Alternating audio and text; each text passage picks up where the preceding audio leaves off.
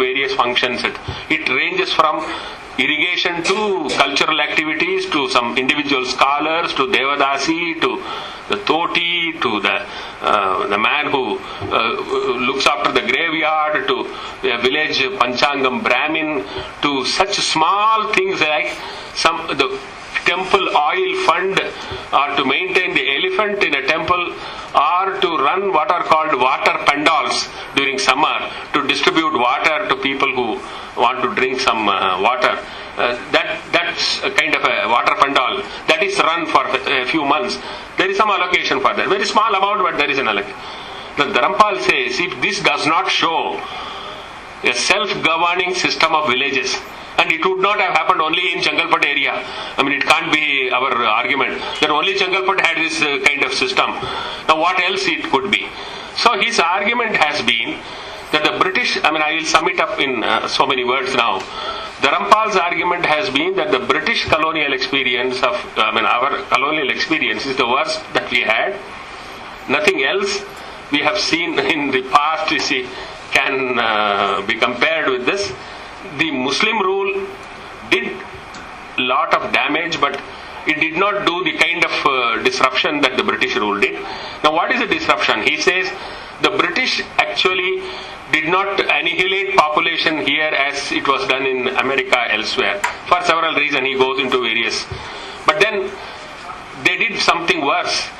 They created such opposition between communities and groups and disorganized the society in such a manner that all the important links that we had in our society between the state and, let us say, the society, between various groups here, communities here, agriculture and craft here, between the learned and the ordinary people, between the elite and the masses, between our cultural activities of various types, all these links have been snapped over a period of time, with the result that what we have after this independence is a kind of a totally disorganized, disoriented society, presided over by an elite which is dazzled by the Western ideas, institutions, and these institutions that have been imposed on us.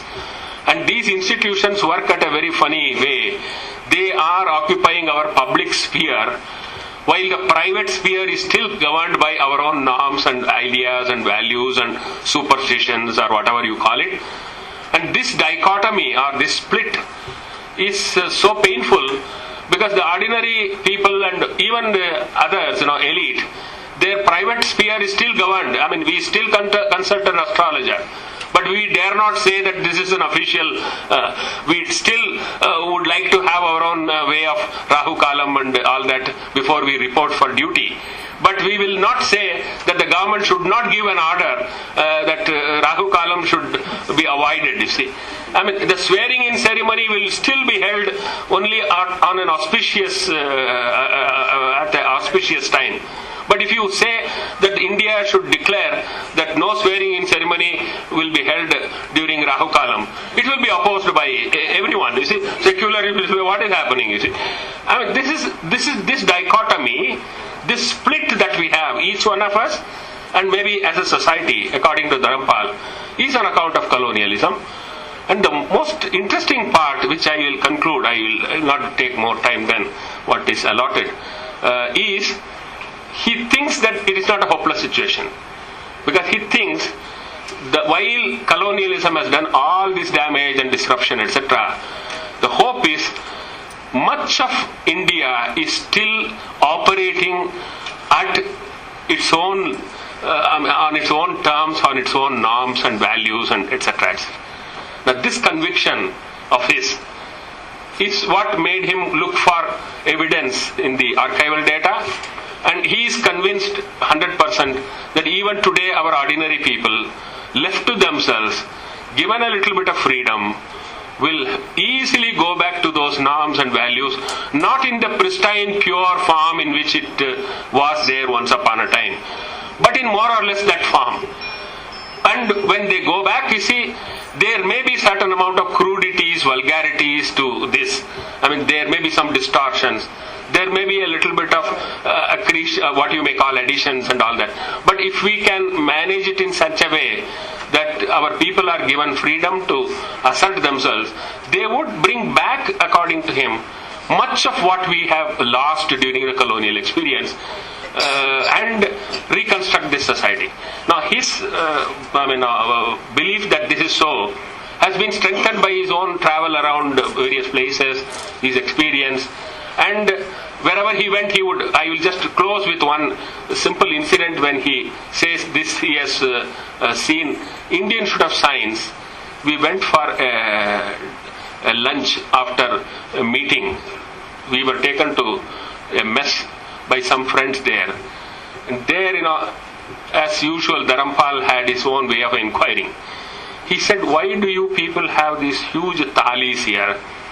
Did you have earlier China, to serve food?" They said, "No, sir, we had some 50, 60 years ago in Indian Institute of Science mess, compulsorily China being used for serving and eating and all that." Dharampal asked them, "Why did you replace it with this steel thing, what you have, this huge thali?" They said, "No, sir, it was breaking and all that. It is economic consideration. We have replaced it with this steel thing." Dharampal turned to me and said, "This fool doesn't know." This is how he talks. This fool doesn't know. Actually, they must have found it very, very difficult to eat with this China thing, etc. This is not our way.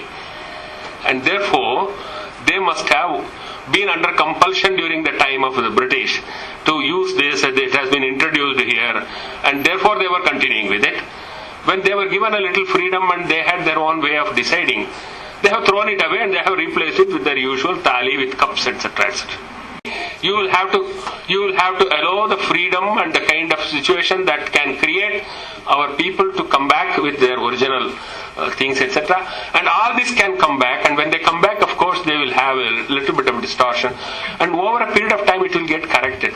So he was very hopeful that much of India's not past, Indian ways of doing things, looking at things, operating things, will all make a comeback.